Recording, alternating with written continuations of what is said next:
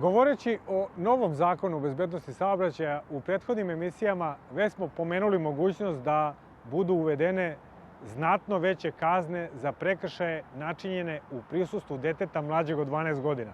Kako saznajemo, to više nije samo mogućnost, to će definitivno tako biti. Taj predlog je usvojen i to će se naći u novom zakonu.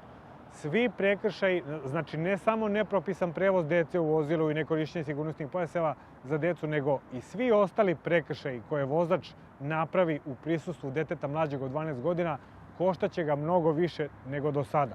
Nacionalnom strategijom bezbednosti saobraćaja u Republici Srbiji predviđeno je da do 2030. godine nemamo ni jedno poginulo dete u saobraćaju i ovo je jedna od mera koju nadležni smatraju neophodnom da bi se postigao taj cilj.